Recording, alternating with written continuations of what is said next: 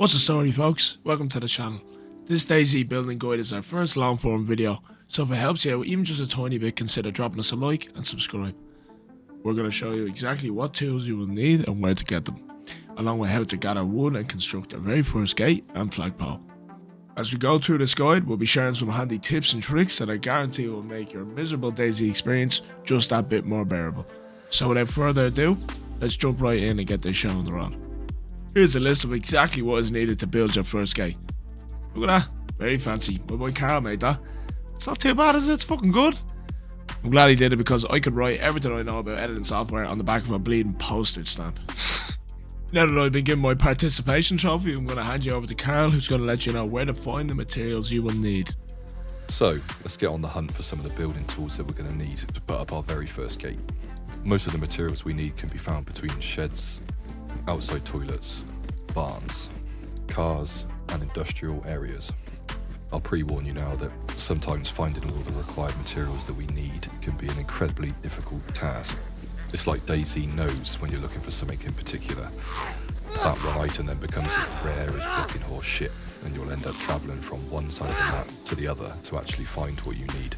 Now, this can be incredibly frustrating when you're carrying all of your building materials with you. Another factor that makes building your first gate so difficult is the fact that you are only ever one bullet away from being back at the coast and having to start over. This can be incredibly demoralising. We've been there before. So the pressure is on to get your first gate down and get your base secured. On to the next town now. You've just got to keep searching them sheds and outbuildings until you've got everything you need. Finding the tools required is purely based on luck. Sometimes it can go very smoothly and everything just falls into place. Other times, DayZ will work against you and make your life hell. Keep an eye on the particular types of sheds and barns that I'm checking. These are the ones that most commonly spawn building materials.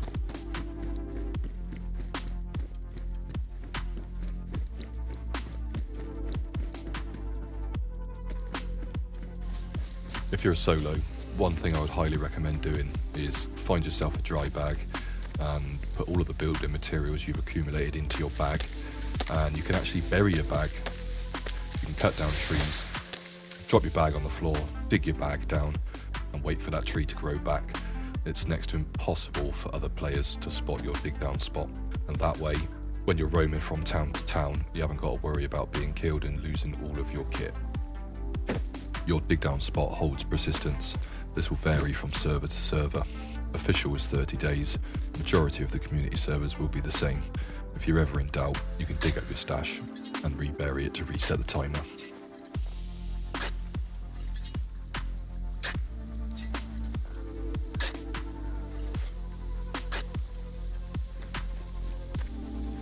Look at that, hardly noticeable at all.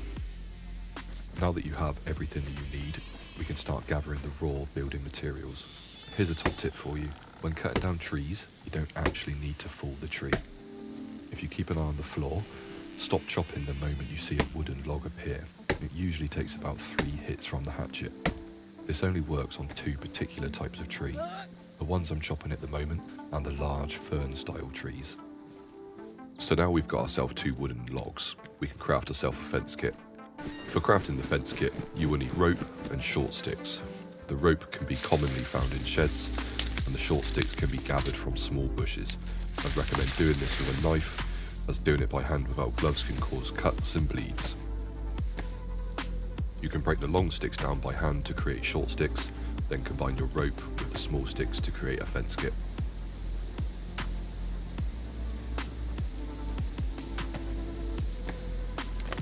Once you've crafted your fence kit, we can crack on and get the gate up.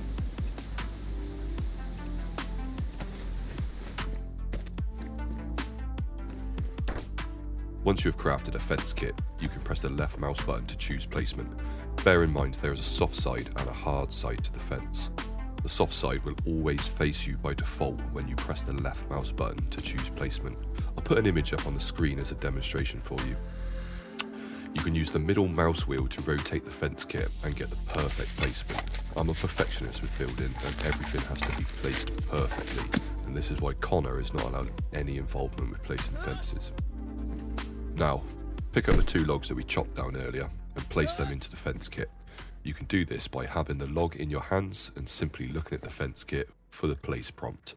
Or you can press tab, go into the vicinity and place your logs via the vicinity. Whip out your shovel and dig them logs down.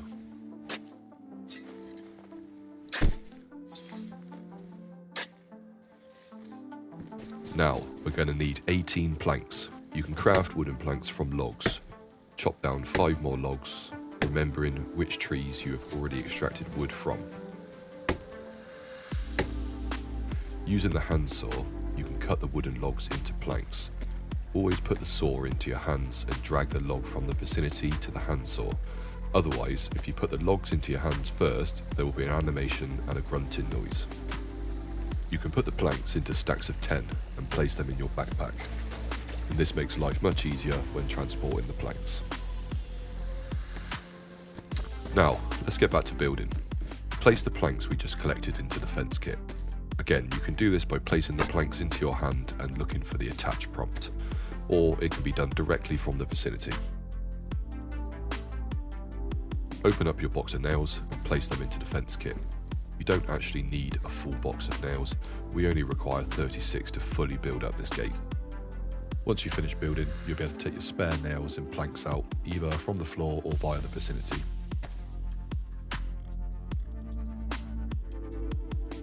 Next up, we're going to start building up the framework for the fence. This is done with a hatchet or a hammer. At this point, make absolutely sure you have everything you need to finish the gate.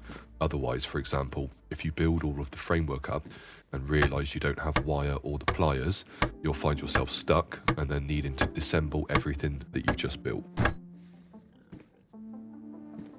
Okay, so now we just go ahead looking for the prompts to continue to build up the framework for the gate. If you ever find yourself struggling and not being able to find the prompt to build, it will either be because you don't have enough materials or you are stood in the wrong position. You can only get the prompt from the soft side of the fence like I am in this video.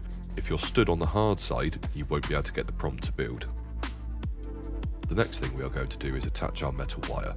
Once again, you can do this via the vicinity or looking for the attach prompt with the wire in your hands.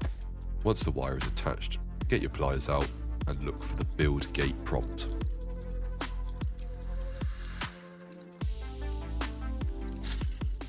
Now that we have an operational gate, the last thing we need to do is secure the gate with either a code lock or a combination lock. The type of lock available to you will depend upon the server you're playing on. You can attach your lock by simply putting it into your hands and looking for the attach prompt on the gate. Once the lock is attached, you can now set your password. And that's it guys, you've now successfully built yourself a first gate and secured yourself a base. Now the pressure is off a little bit and you can relax. One thing I would say here is when you build gates and fences to block windows and doorways, always make sure the fence is placed tight to the wall and there isn't any gaps. This will stop other players throwing grenades into your base, potentially killing you and ruining your storage containers. Now before you relax too much, we're going to move on and Connor's going to take you through how to build a flagpole. I've put an image on the screen of everything that's required.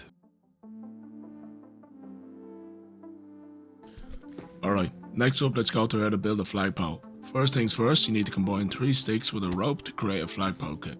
You can use the middle mouse wheel to scroll through different crafting options until you find the one for the flagpole kit. Now that you've crafted the flagpole kit, let's go ahead and get it placed. When placing the kit, try not to clip the flagpole through too many walls as this can cause issues further down the line.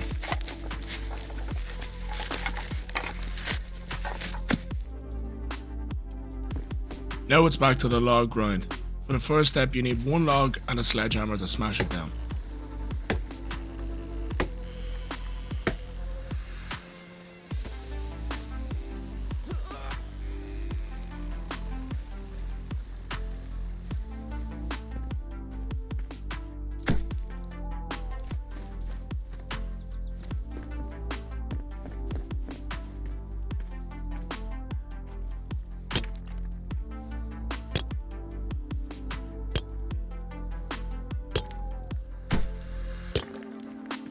Now that that's dug down, you need to gather 32 large stones and 6 more wooden logs.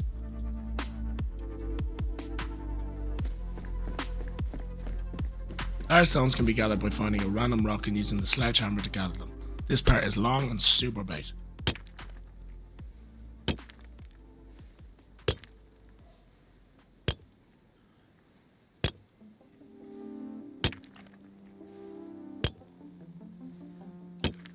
By this point your tools are probably knackered.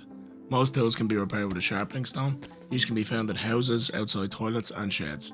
A top tip to know is to pick up as many sledgehammers and pickaxes as you can, as it's better to have them than go looking for them. They will ruin quick during this process.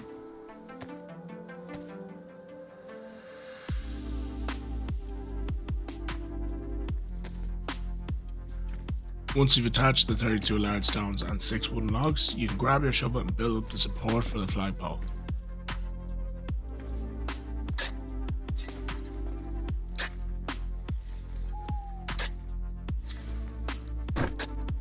Now that the support is built, we're going to need some more items. You'll need metal wire, rope, 60 nails and 3 more wooden logs. Once these final materials are attached, we can use the hatchet to finish the flagpole. Now that the flagpole is fully built, we need to find a flag. Flags can be found on random cars, hunting shops, supermarkets and sometimes houses.